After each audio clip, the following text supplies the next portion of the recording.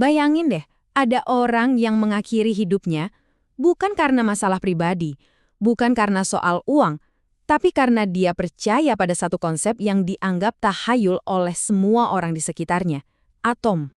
Nah, ini adalah kisah yang luar biasa.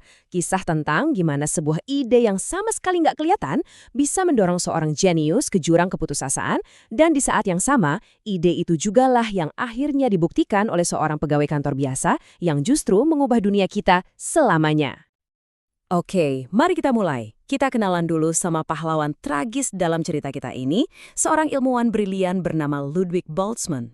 Jadi pada tanggal 5 September 1906, dunia sains itu gempar. Kenapa? Karena salah satu pemikir terbaik mereka telah menyerah.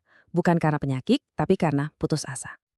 Ini kan jadi pertanyaan besar ya, kok bisa seorang ilmuwan rela mati cuma demi sebuah gagasan? Emang sekuat apa sih sebuah ide sampai bisa menghancurkan penciptanya sendiri? Jadi gini, buat Boltzmann, ini tuh bukan sekedar fiksi.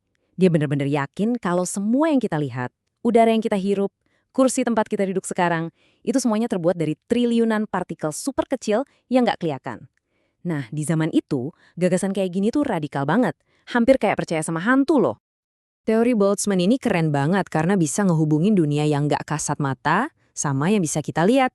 Dia bilang, panas itu ya cuma seberapa cepat partikel-partikel ini tabrakan, terus tekanan.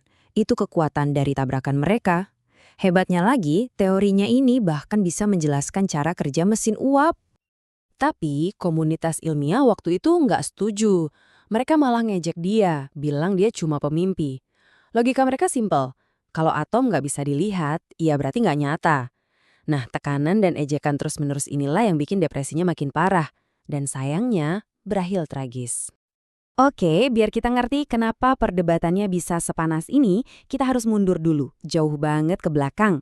Kira-kira 2500 tahun yang lalu, ke akar perdebatan ilmiah ini. Jadi, di zaman Yunani kuno, ada dua ide besar yang saling bertentangan. Di satu sisi ada Aristoteles. Dia percaya sama apa yang bisa dia lihat dan rasakan. 4 elemen dasar. Tapi di sisi lain ada Demokritus yang gagasannya jauh lebih radikal. Dia bilang kalau kita potong-potong terus sebuah materi, pada akhirnya kita akan sampai ke satu partikel paling kecil yang udah nggak bisa dibagi lagi. Nah, itulah yang dia sebut atomos. Terus, kenapa ya teori Aristoteles yang bertahan sampai lebih dari 2000 tahun? Jawabannya sebenarnya simpel aja, karena teorinya lebih masuk akal. Kita kan bisa lihat tanah, ngerasain air, menghirup udara, dan lihat api. Sementara idenya Demokritus soal partikel tak terlihat itu kedengarannya kayak dongeng aja, fantasi yang mustahil dibuktikan. Makanya, ide soal atom ini sempat terkubur selama berabad-abad. Nah, sekarang kita lompat ke babak berikutnya. Disinilah teori 4 elemen yang udah mapan itu mulai goyah. Gara-garanya, eksperimen-eksperimen baru dari para alkemis yang bisa dibilang cikal bakalnya ahli kimia modern. Retakan pertama di teori lama ini datang dari eksperimennya Joseph Priestley. Seperti yang kita lihat di sini, dia membuktikan kalau udara itu bukan satu elemen tunggal. Ada sesuatu di dalam udara yang dibutuhkan buat kehidupan dan buat api menyala. Dan sesuatu itu bisa dihasilkan sama tanaman. Ya, sekarang kita kenal itu sebagai oksigen. Penemuan ini langsung meruntuhkan pilar pertama teori Aristoteles. Nggak lama kemudian, pilar kedua juga runtuh. Henry Cavendish membuktikan bahwa air juga bukan elemen dasar. Dia menciptakan gas yang kalau dibakar, malah menghasilkan air. Ajaib kan? Ini bukti kalau air itu sebenarnya gabungan dari dua hal yang berbeda. Wah, konsep 4 elemen Aristoteles benar-benar di ujung tanduk.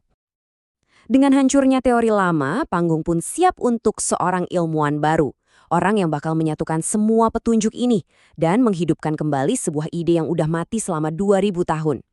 Namanya John Dalton. Di awal tahun 1800-an, dia ngelihat ada sebuah pola yang menarik.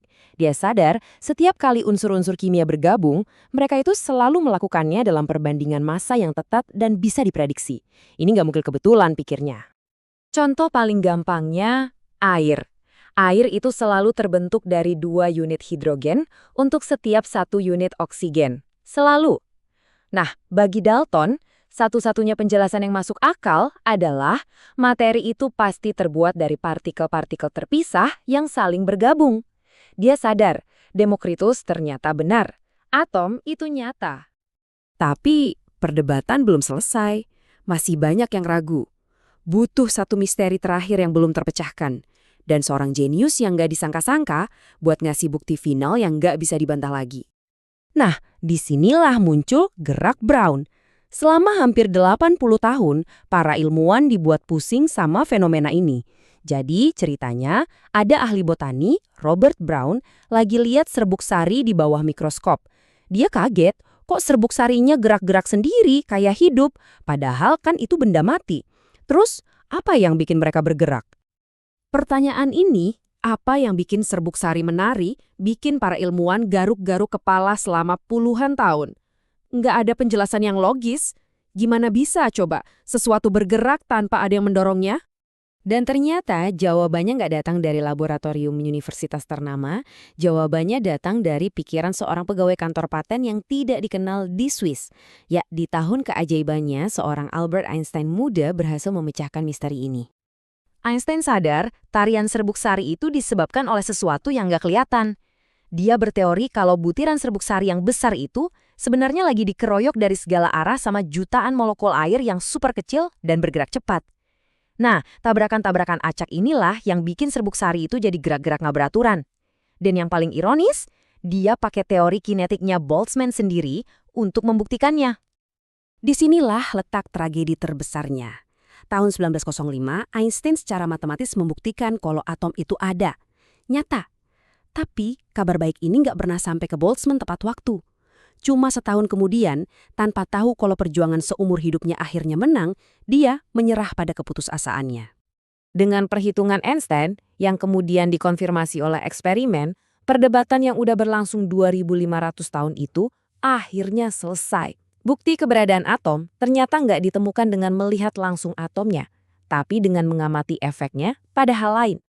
Jadi cerita ini bikin kita mikir ya, kisah atom ini ngajarin kita satu hal penting, hanya karena kita nggak bisa melihat sesuatu, bukan berarti itu nggak ada.